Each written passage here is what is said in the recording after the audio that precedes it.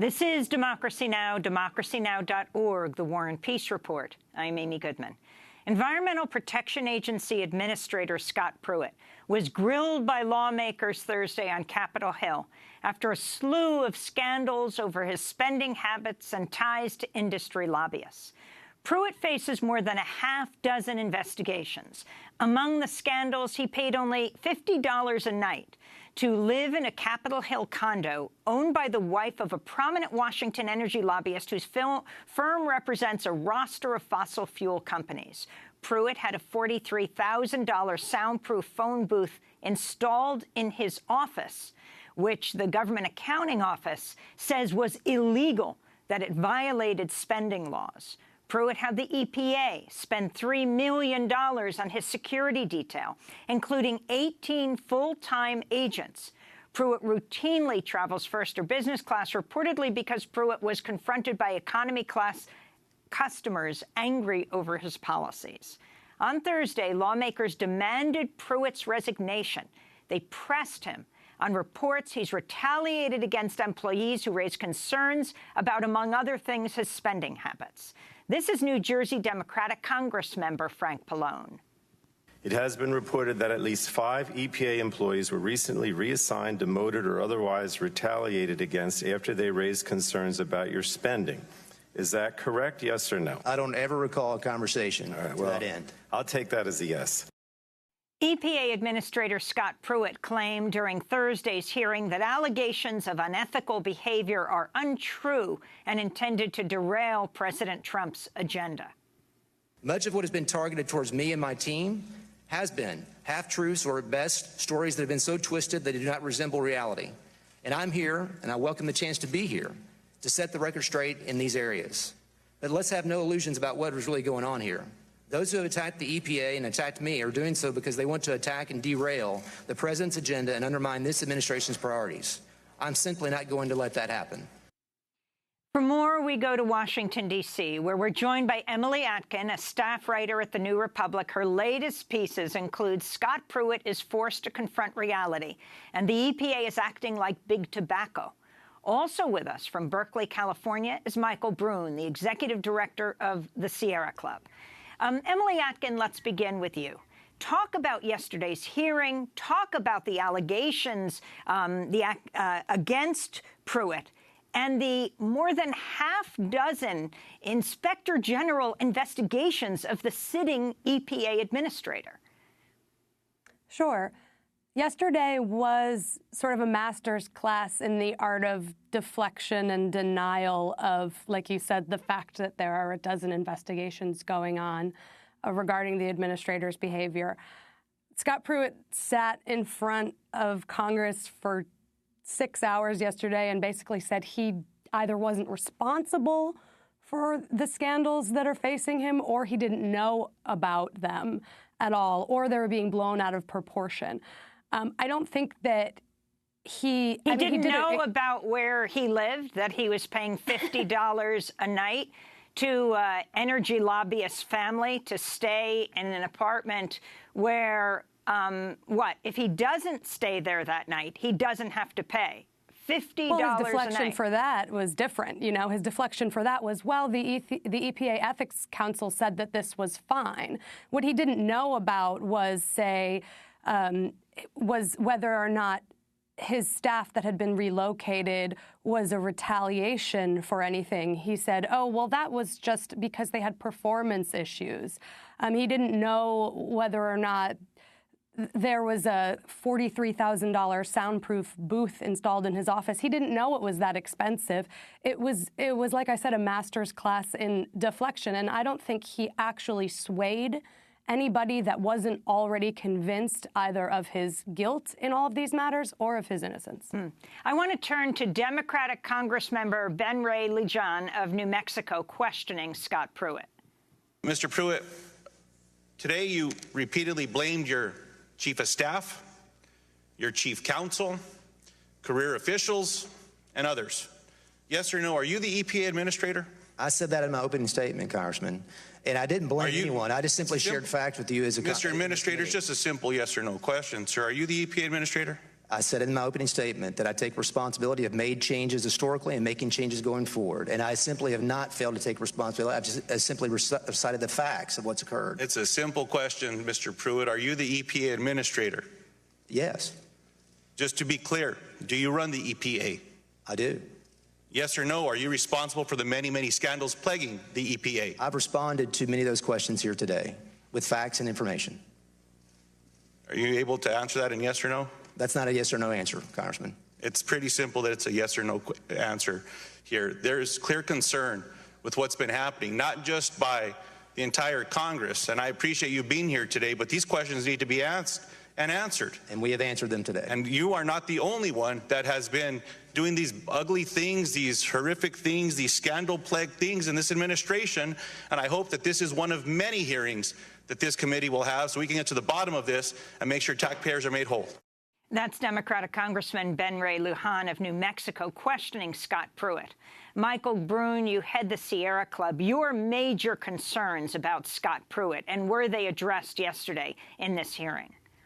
No, of course not. Our concerns about Scott Pruitt have not ever been addressed, because what underlies or what's underneath all of these personal scandals, whether it's the first-class flights all around the world or the 18-person security detail that gets dragged to Disneyland and the Rose Bowl, all of this stuff, the pasta-making class in Italy, the raises for EPA officials, the Republican opposition research onto his own staff, all of these things are, frankly, a lot less important than the things that Scott Pruitt is doing in his professional capacity to undermine the safeguards that protect our air and our water and our communities and our climate.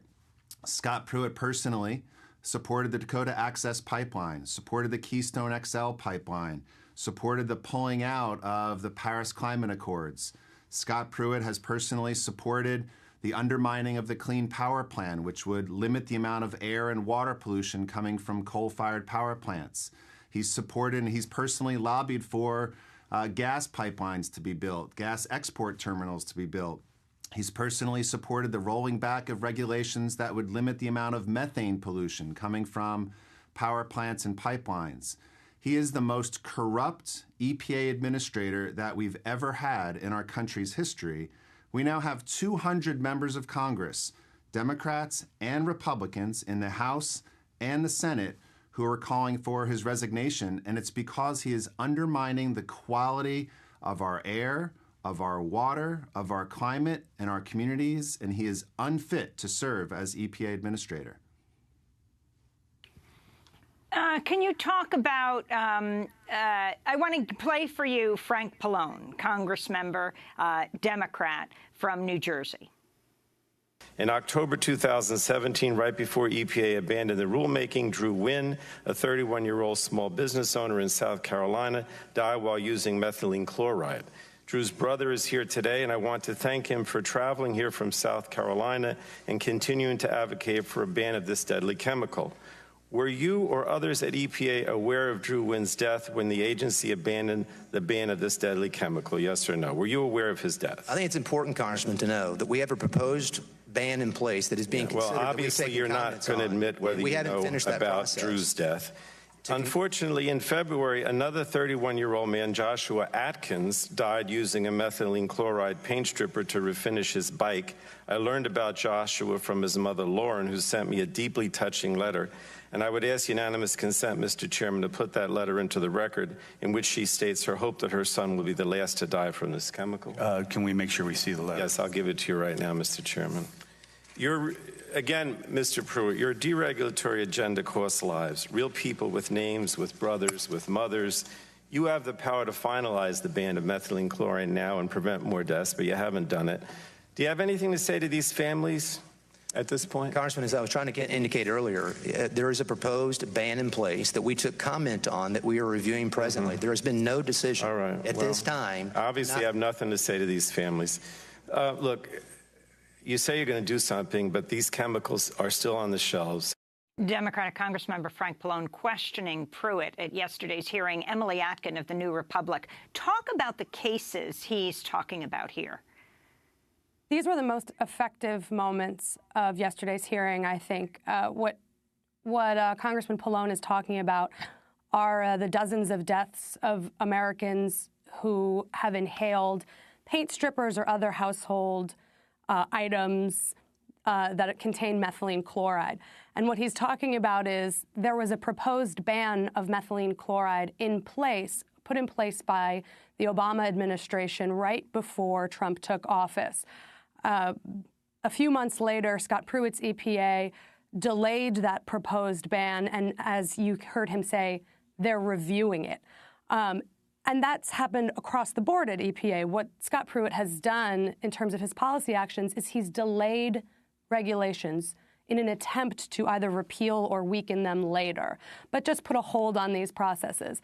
And Pallone is talking about people who died using something that they were able to buy at a regular, Home Depot or something like that. And he's asking, do you have anything to say to these people?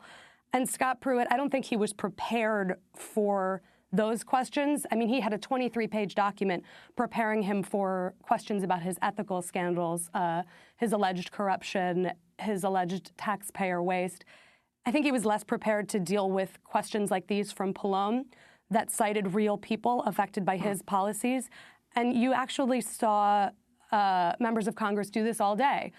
You saw people bring up heads of Native American tribes that are relocating due to sea level rise and asking, do you have anything to say to them about why you're delaying climate change action? Do you have anything to say to them? Scott Pruitt recently said that he thought, well, maybe climate change will actually be good for civilization. There was one Congress member who said, what are you going to say to the shell fishermen in my district who can't make a living anymore because of ocean acidification?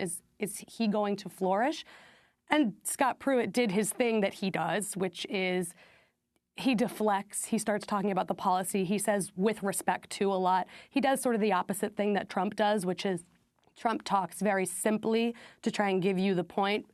So, the common person can understand it, whereas Scott Pruitt goes into over-talking to almost confuse you and act like he's saying something when he's actually not saying anything. This week, Pruitt had a transparency event where he didn't invite the press, but I wanted to turn to Democratic Congressman Tony Cardenas of California questioning Scott Pruitt.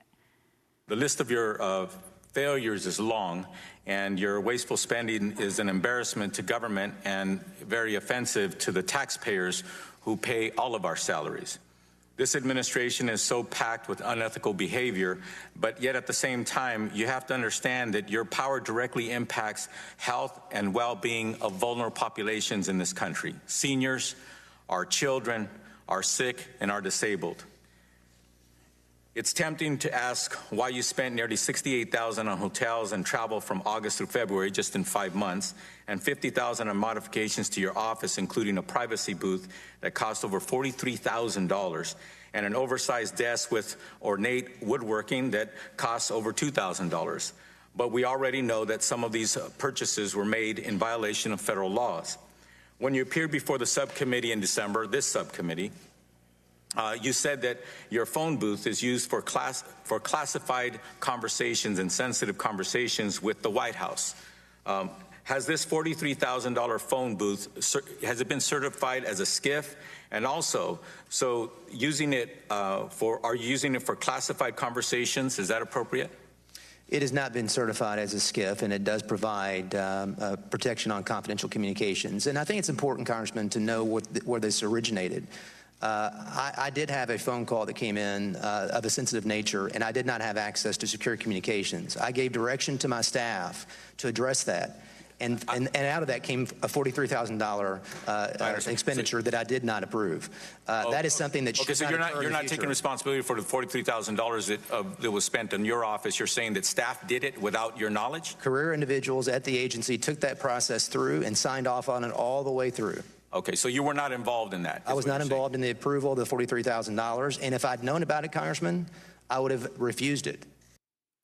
Emily Atkin, your response to what he's talking about here in response to Congressmember Cardenas, the transparency event where he didn't invite the press?